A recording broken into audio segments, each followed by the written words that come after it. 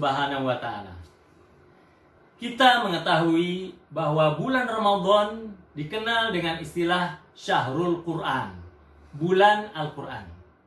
Sebagaimana firman Allah dalam surat Al-Baqarah ayat 185.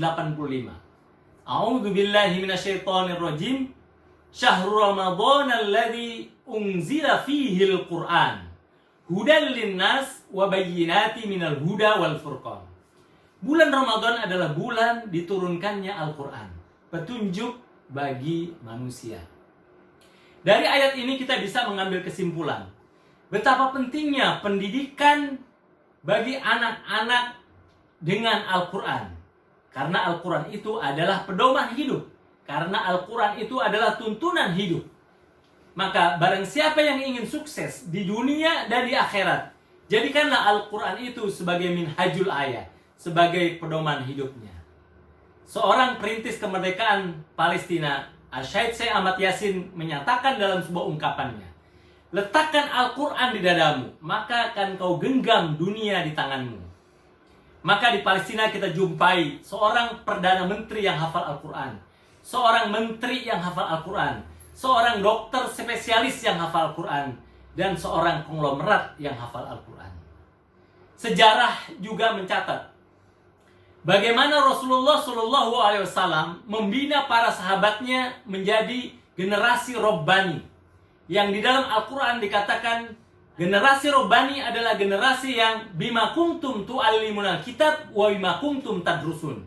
Generasi yang mengajarkan Alkitab Al-Quran dan mempelajarinya. Sehingga pada zaman itu dikenalah generasi Robbani itu sebagai generasi Qur'ani yang unik atau Jailul Mustaqbal.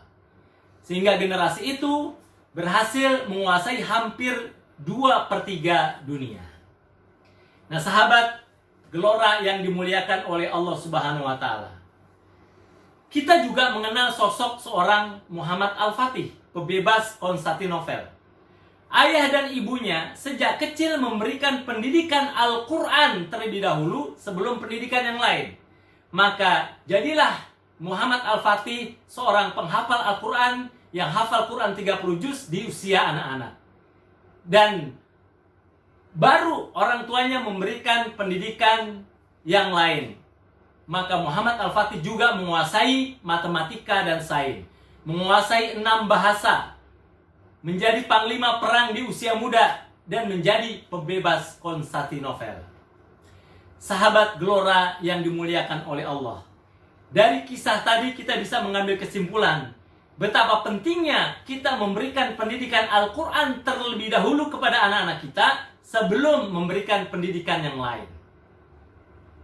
Dan juga jika kita menginginkan kesuksesan bagi generasi-generasi yang ada di negeri kita, maka didiklah mereka dengan Al-Quran. Sahabat gelora yang dimuliakan oleh Allah, jika kita menginginkan lahir dari negeri kita pemimpin yang hafal Al-Quran, maka kewajiban orang tualah untuk mendidik anak-anaknya itu dari Al-Quran sejak dini. Bagaimana caranya?